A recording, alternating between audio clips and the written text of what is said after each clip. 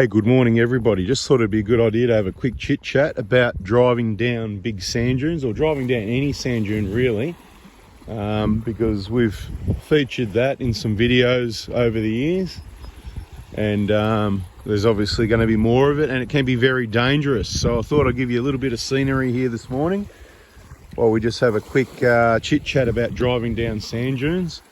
You know, there's a bit of sand dune there actually, right there. You wouldn't be driving down that one though. So obviously you don't be driving over vegetation and stuff like that, you know. They want to protect and keep all that because, you know, there's a shortage of it, as you can see. And if you drove over it, it would make 0.000, I couldn't say zero enough times, point whatever percent difference. But look, don't do it anyway because, you know, people don't like it. So where the sand dunes are clear and you're allowed to have a play, where you're allowed to, the way it's done is very carefully. So firstly, I'll say don't do it. I don't recommend it. It's very dangerous. But if you're going to do it because you saw someone else do it, then there's a few things to consider. Now, when you're on one of those big sand dunes, if you get a bit sideways, you could be in trouble. Let me explain why. So if you're driving along the sand here on the edge of the water, have you ever noticed before that it gets a bit steep sometimes, or you might be going over some little dune on and off a beach, and if you're on the side of it a little bit, sand is soft. The weight of the vehicle, the weight transfers, right, to the low side. That's where all the weight goes. So if you're on the side of a sand dune, you know, those right or left hand side, whatever the low side is, could sort of dig in, and the more it's exponential. It's like a snowball effect, right? So, and you can easily get yourself in a situation where you could be sort of rolling off the side of a sand dune. If that happens, you should probably stop, let your tires down some more, try and get some help from someone to pull you out the way you came, put some max tracks on the low side, things like that. That's where things like that come in handy when people make mistakes. When you're coming down a massive sand dune that's 50 or 100 meters or 1,000 meters high, you must keep the vehicle straight for the same reason, because it's that steep. It's the sort of thing you can't drive on the side of.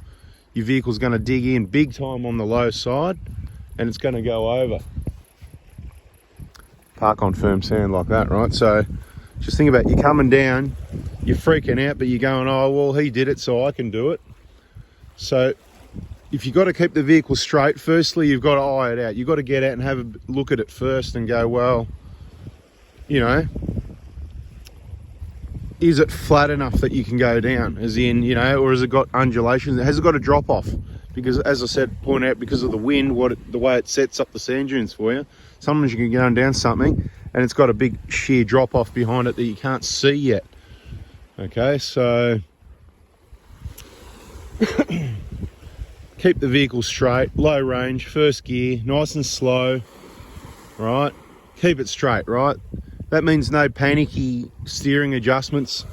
If you keep it slow, keep it pointing down. As soon as it moves a little bit one way or the other, basically, don't freak out. Don't hit the brakes. If you hit the brakes, so what's going to happen is all the weight's on the front. You're going down the dune. There's not as much weight on the rear, okay? Think about it. Take your time. I'm taking my time. Think about it.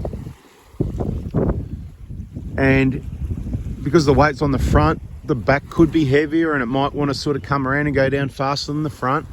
So the back could come a bit sideways. It should probably stay where it is in most cases, but it might get a little bit sideways. Sorry about the wind, you get that. You got to have the wind with the scenery, it comes together, all right? These are those shacks down at Bridport, just before this is the start of the beach run. So I'm basically just parked there. That's right where you come on and off.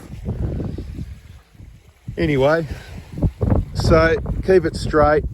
If you feel like the back's going to try and come around, it's not. So don't hit the brakes, because if you hit the brakes, the front's going to bog in. The back could then come around more if it was moving around a little bit.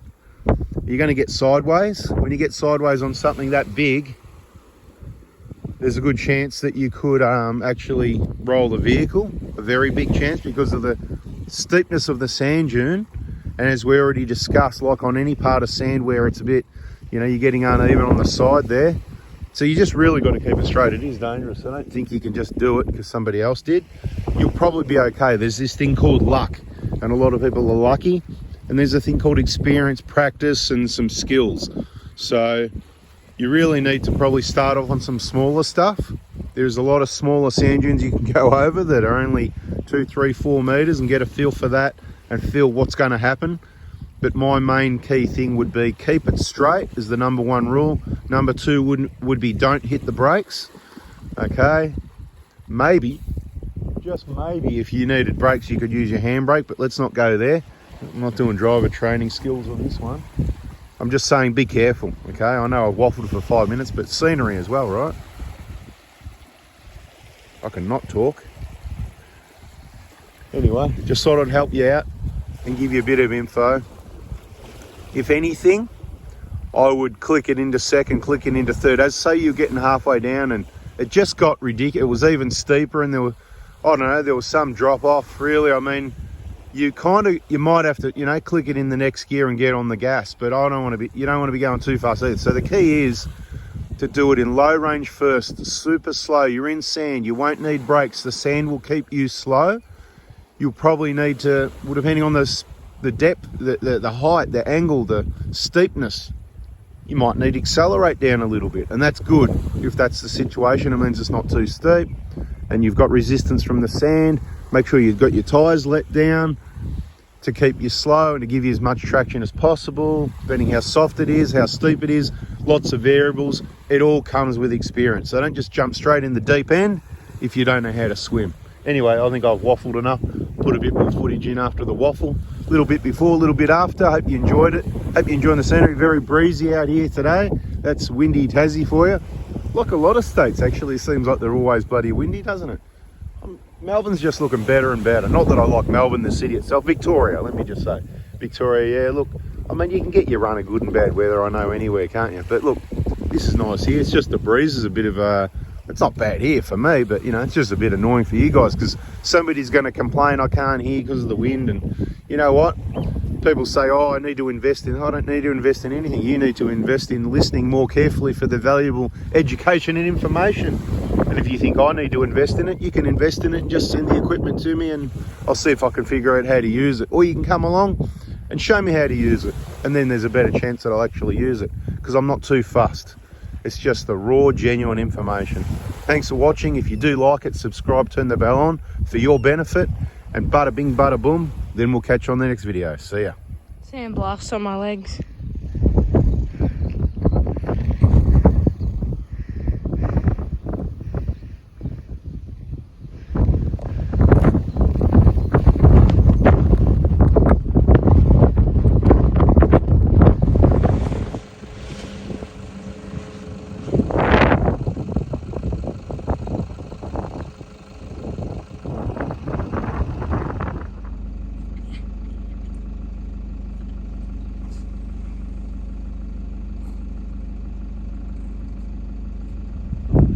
Sandblast on my legs.